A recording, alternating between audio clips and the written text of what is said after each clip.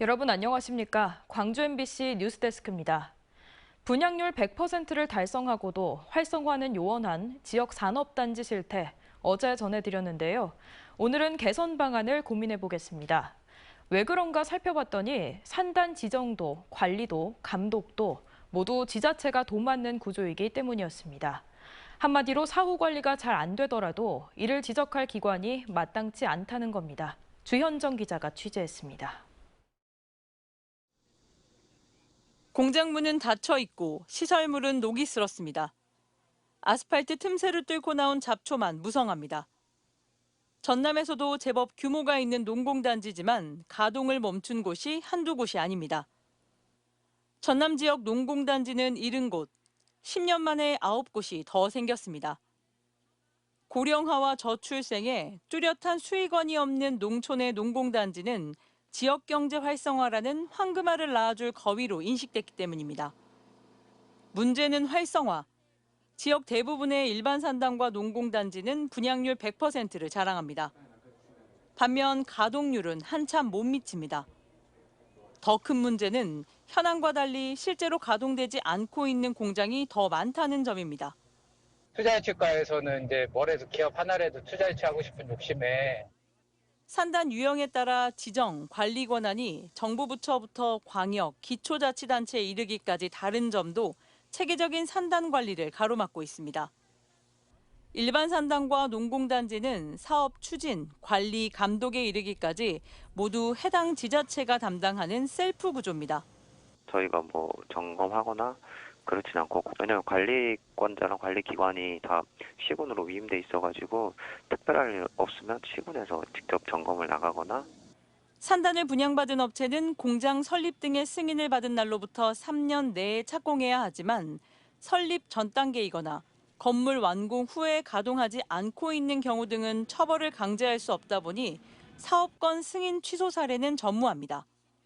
제대로 엄격히 하기 위해서는 사실은 이제 직영체제가 아닌 관리공단화가 사실은 돼야 되고, 시설관리공단이 아울러서 이제 정부의 그런 법제도 정비를 통한 실제 이제 지역에 기여할 수 있는 방안들. 유치할 때는 온갖 수단을 동원하고 또 이를 장밋빛 전망으로 홍보하던 지자체들이 정작 사후 관리에는 손을 놓는 현실을 개선하지 않는다면 누군가의 사적 이익에 혈세를 부어야 하는 일은 반복될 수밖에 없습니다. MBC 뉴스 주현정입니다. 우리나라 최초의 고속도로인 경인고속도로가 개통된 지 60여 년 만에 고속도로가 땅끝 해남까지 다다르게 됐습니다. 광주 완도간 고속도로 2단계 사업이 정부 예비타당성 조사를 통과한 건데 광주 완도간 이동 시간이 1시간까지 대폭 줄어들 전망입니다. 서희령 기자가 현장 취재했습니다. 완도-광주 고속도로 건설을 위한 첫 공사가 시작된 건 지난 2017년. 경제성이 부족하다는 이유로 단계적 추진이 이뤄졌습니다. 1단계인 강진에서 광주 51.1km 구간의 현재 공정률은 71%. 내후년 준공을 앞둔 상황에서 완도에서 강진을 잇는 나머지 2단계 구간이 예비 타당성 조사를 통과했습니다.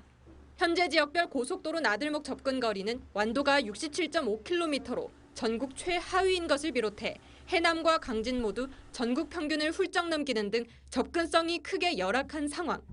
완도와 해남의 우수한 관광 자원에도 관광객 수와 소비액이 저조한 원인으로 꼽히고 있습니다.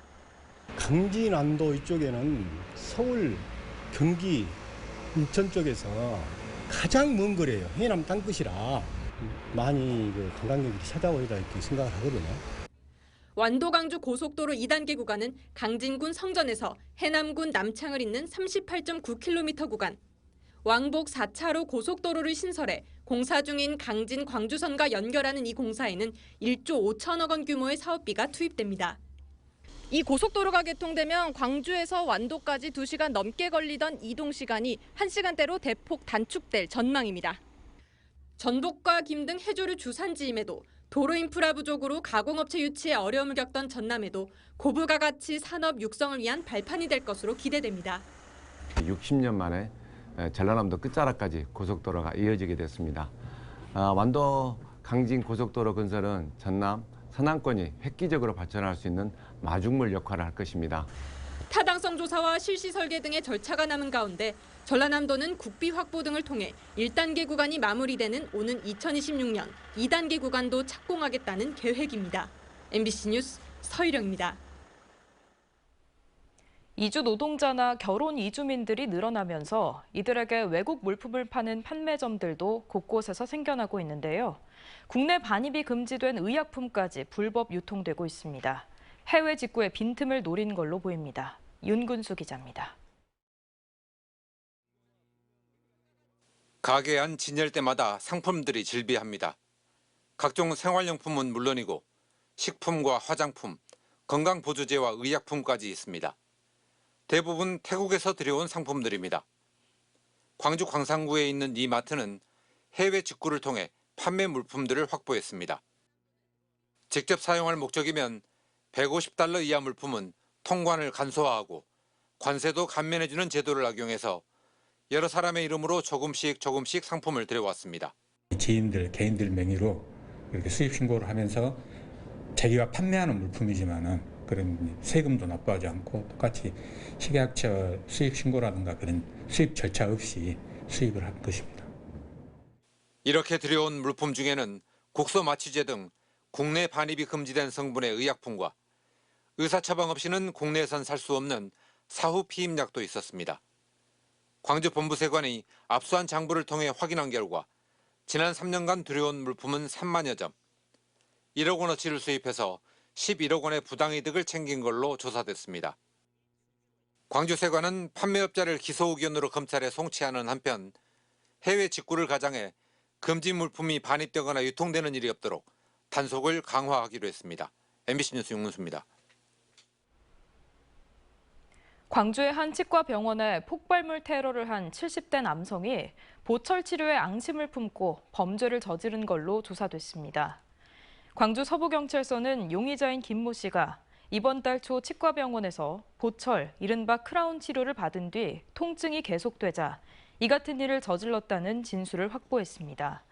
김 씨는 또 범행 이틀 전 본인의 주거지 인근 마트에서 부탄가스 등을 구입한 걸로 알려졌습니다.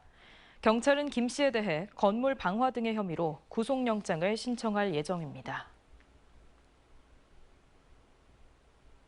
무더운 여름철 휴가 끝자락인 지금 광양에서는 전어축제가 한창인데요. 올해는 어획량이 늘어 지난해보다 저렴한 가격에 전어를 맛볼 수 있다고 합니다. 김단비 기자가 현장에 다녀왔습니다. 이른 새벽 선착장으로 돌아온 어선마다 살아있는 전어가 한가득입니다. 뜰채로 건져 올리자 은빛 물고기들이 팔딱거립니다. 배 한 척당 하루 잡아들이는 전어 양은 40에서 50kg.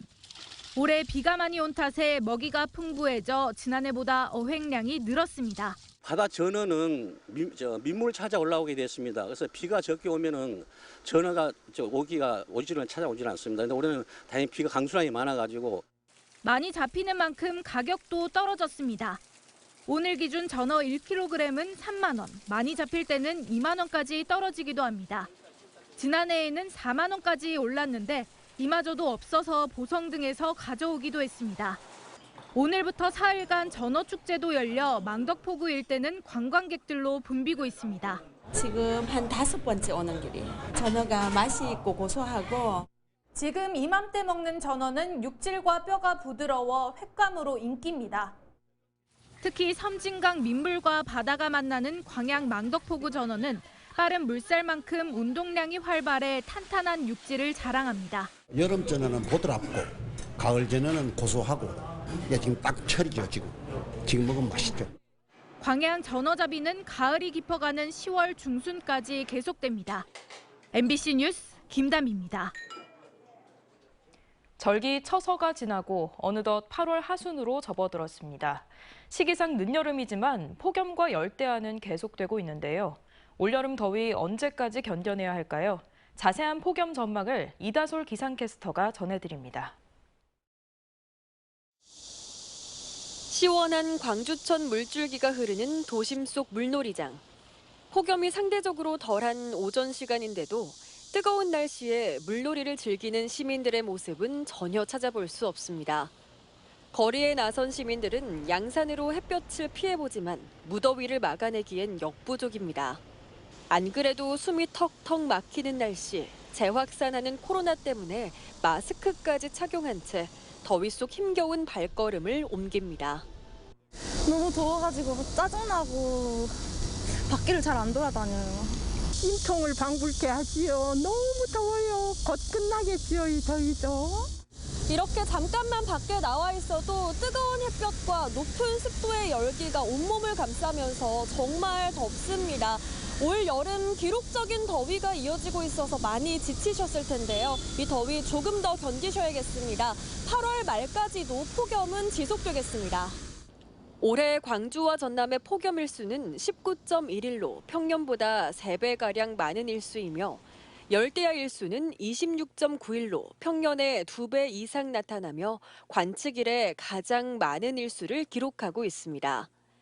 다음 주 월요일 비가 내리면서 이후 기온이 조금 내림세를 보이긴 하겠지만 폭염에 영향을 주는 상층의 티베트 고기압의 세력이 당분간 유지되겠고 따뜻한 서풍이 유입되며 최고 체감온도 33도 안팎의 폭염은 지속되겠습니다.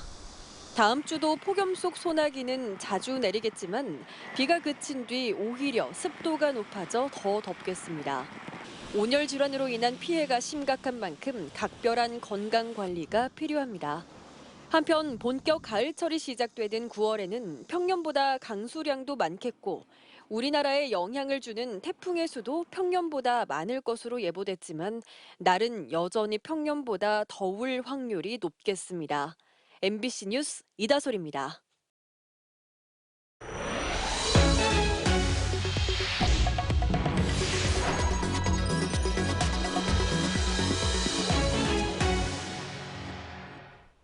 임금 인상안을 놓고 사측과 갈등을 빚던 조선대병원 노조가 오는 29일 파업을 예고했습니다.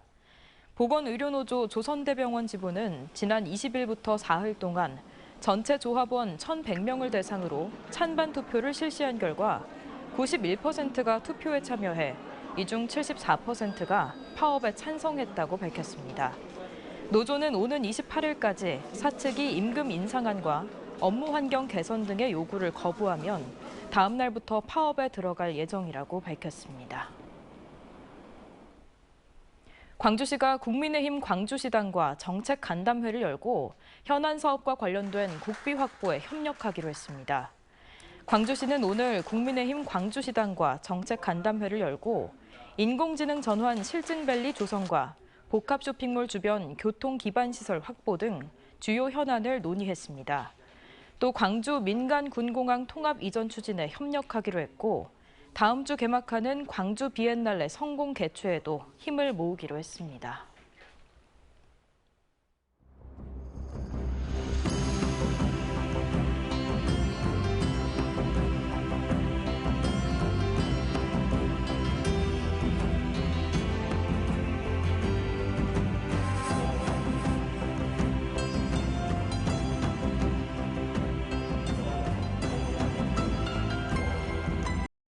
언제 어디서나 내 손 안의 뉴스. 광주 MBC 뉴스 유튜브 구독으로 함께하세요.